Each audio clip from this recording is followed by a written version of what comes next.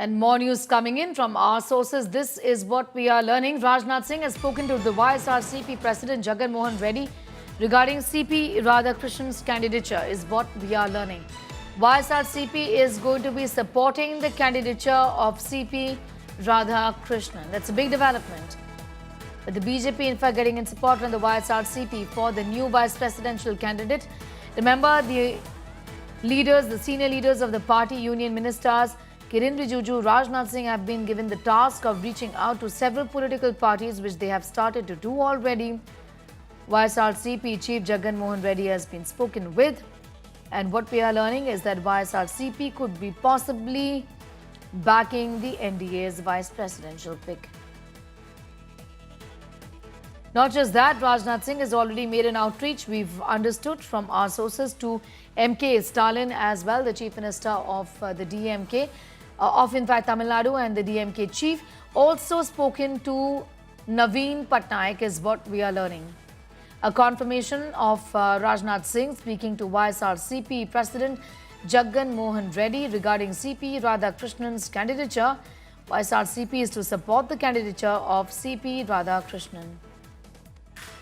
Himanshu Mishra has more. Himanshu, यहाँ पर YSRCP ने ये कंफर्म किया है कि वो in fact NDA vice president pick को भी बैकिंग देंगे.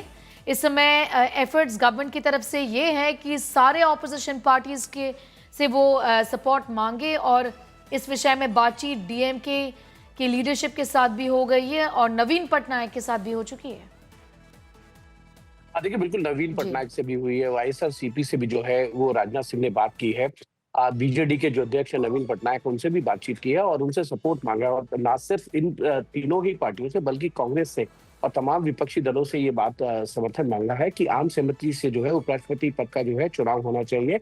एनडीए के जो उम्मीदवार हैं CP राधाकृष्णन, उनको लेकर आम सहमति बनाने की कोशिश जो है वो राजनाथ सिंह कर रहे हैं. लेकिन इसमें एक चीज जरूर है कि कांग्रेस और अन्य दल ये चाहते हैं कि सिंबॉलिक ही सही, सांकेतिक तौर पर ही सही, लेकिन उपराष्ट्रपति पद के लिए उम्मीदवार होना चाहिए. और जो हमारे सूत्रों के हवाले से खबर है कि DMK की तरफ से ये सुझाव दिया गया है कि इंडिया ब्लॉक जो है वो अपोजिशन का कैंडिडेट जो है उपराष्ट्रपति पद के लिए वो तमिलनाडु से लाए, जिससे कि DMK को जो है अपोजिशन के जो उम्मीदवार हैं, इंडिया ब्लॉक के जो उम्मीदवार रहेंगे, उनको वोट करने में आसान रहेगा, जिसका चुनावी फायदा जो है वो एनडीए ना उठा पाए. क्योंकि CP राधाकृष्णन अगर उपराष्ट्रपति पद का चुनाव लड़ रहे हैं तो ये एक प्रेस्टीज इशू है तमिलनाडु के लिए, और ये वो तीसरे उपराष्ट्रपति पद के उम्मीदवार हैं